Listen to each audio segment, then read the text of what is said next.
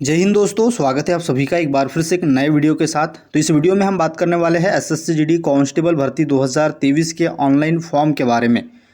Online form भरते समय कौन कौन से डॉक्यूमेंट्स की जो है आवश्यकता होगी, इस पर हम डिस्कस करेंगे क्योंकि इम्पोर्टेंट है।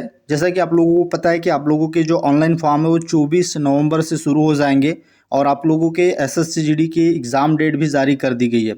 तो ऑनलाइन फॉर्म भरते समय कौन कौन से डॉक्यूमेंट्स की जो है ज़रूरत पड़ेगी और कौन से डॉक्यूमेंट्स जो है कितने पुराने होने चाहिए, इसकी पूरी डिटेल्स मैं आप लोगों को दूंगा। ऑनलाइन फॉर्म भरते समय डॉक्यूमेंट्स के साथ साथ और अन्य जो चीज़ों की ज़रूरत पड़ती है उसके बारे में भी मैं जानकारी देने वाला हूं।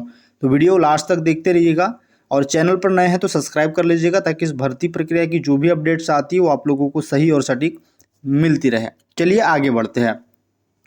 आपसे रिक्वेस्ट है कि थोड़ा सा समय निकालकर वीडियो को पूरा देखें, पूरा समझें, ठीक है, ताकि बाद में आपको कोई दिक्कत ना हो। चलिए बात करते हैं ज़रूरी दस्तावेज में। देखिए, सबसे पहले आप लोगों को बता दूं, इसकी जो डेट है वो 24 नवंबर से जो है आप लोगों की ऑनलाइन आवेदन जो है शुरू हो जाएंगे और एग्ज़ाम डेट भी आ चुकी है जो कि 20 फरवरी से आप लोगों की इसकी एग्ज़ामें होने वाली है। यहाँ पर हम बात कर रहे हैं ऑनलाइन फॉर्म भरते समय लगने वाले डॉक्यूमेंट्स और अन्य ज़रूरी चीज़ों की, ठीक है। अब यहाँ पर एक चीज़ आप समझेंगे कि आप लोगों के जब फाइनल आप लोगों का जो डॉक्यूमेंट वेरिफिकेशन होता है उसमें जो आप लोगों का डीवी होता है उसमें डॉक्यूमेंट्स अलग लगते हैं, ठीक है। तो ये चीज़ें आपको याद होनी चाहिए।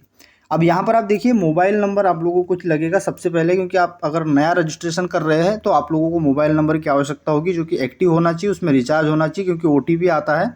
ये आप लोगों के लिए इंपॉर्टेंट चीज़ है। फॉर्म भरते समय याद रखेंगे कि बंद मोबाइल नंबर न दे, क्योंकि रजिस्ट्रेशन एक बार होता है, ठीक है, और सावधानी से करना है आपको, ठीक है।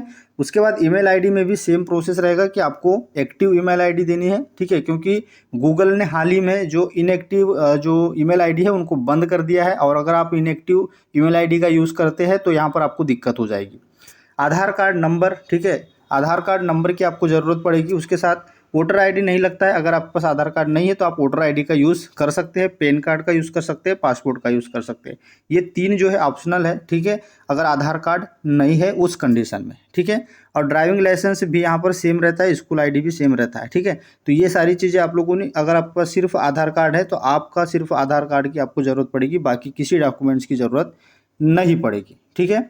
उसके बाद है आप लोगों के एम्प्लॉय आईडी, ठीक है। ये तो नहीं लगता है क्योंकि अभी अगर आप जो है बैचलर है, ठीक है, बैचलर है, अगर आप कोई जॉब में नहीं है, अगर जॉब में है, ठीक है, जो स्टूडेंट यानी जो छात्र जॉब में है और फॉर्म भर रहे हैं तो उनको एम्प्लॉय आईडी की ज़रूरत पड़ती है, ठीक है। और अगर आप फ्रेशर है, पहली बार एग्ज़ाम दे रहे हैं या फिर आपका किसी भी एग्ज़ाम में या किसी भी नौकरी में सिलेक्शन नहीं है तो आप लोगों को कोई चीज़ें नहीं लगेगी।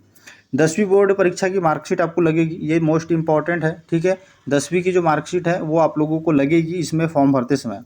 दिव्यांगता, अगर आप दिव्यांग है, ठीक है, वैसे तो एसएससीजीडी में दिव्यांगता का कोई भी जो है यहाँ पर ये नहीं रहता है, ठीक है, लेकिन यहाँ पर जो चश्मे वाले स्टूडेंट्स हैं उनके लिए यहाँ पर ये सारी चीज़ें लगती है, ठीक है। अब यहाँ पर बात करें certificate for service defence personnel, अगर आपने डिफेंस में किसी प्रकार की सर्विस दी है तो उसके लिए, जैसे कि एनसीसी, ठीक है, एनसीसी भी एक डिफेंस के अंतर्गत आता है। एनसीसी अगर आपने कर रखा है तो उसका सर्टिफिकेट आपको लगेगा, ठीक है।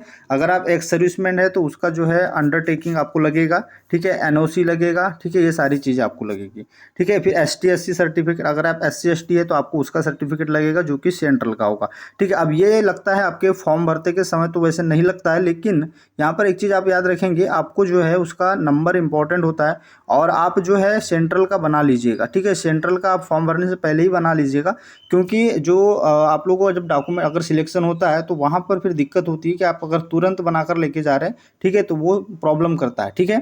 तो याद रखिएगा, आप लोग बनवा लीजिएगा, है ना। फिर आपका ओबीसी सर्टिफिकेट्स, ठीक है, ओबीसी अगर आप है, और ईडब्ल्यूएस सर्टिफिकेट, जिस कैटेगरी के अगर आप है, ठीक है, तो उसका आपको सर्टिफिकेट जो है यहाँ पर लगेगा। अब यहाँ पर देखिए, जम्मू कश्मीर और लद्दाख में बसे जो पाकिस्तानी शरणार्थी है उनका प्रमाण पत्र है, ठीक है, ये उन लोगों के लिए जो है एप्लीकेबल है, ठीक है।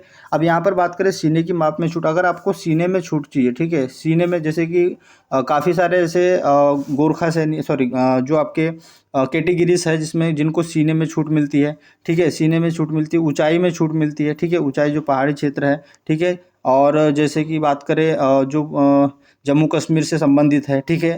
अगर बात करें यहाँ पर महाराष्ट्र में बहुत से जो है ऐसी कैटेगरी है जिनको जो है हाइट और सीने में छूट मिलती है, ठीक है। तो ये आपको इतने डॉक्यूमेंट्स जो है अभी फ़िलहाल आपके फॉर्म भरने के लिए लगेंगे, ठीक है। और कितने पुराने होने चाहिए तो मैंने आप लोगों को बता दिया है कि जो आप लोगों का सेंट्रल का जो कास्ट सर्टिफिकेट है, ठीक है, सेंट्रल का कास्ट सर्टिफिकेट है वो आपका 1 साल से अधिक पुराना नहीं होना चाहिए, ठीक है।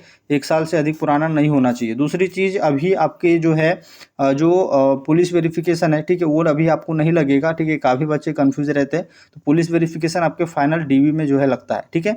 तो बाकी जो मैंने डॉक्यूमेंट्स आपको बताया है, जैसे कि यहाँ पर और भी चीज़ें जैसे मोबाइल नंबर, ईमेल आईडी को लेकर, तो उस तरीके से आप लोगों को जो है तैयार रहना है और फॉर्म भरते समय काफ़ी सावधानी का जो है ध्यान रखना है, ठीक है। उम्मीद है कोई अगर डाउट है तो आप कमेंट कर सकते हैं। मिलते हैं नेक्स्ट वीडियो में। जय हिंद।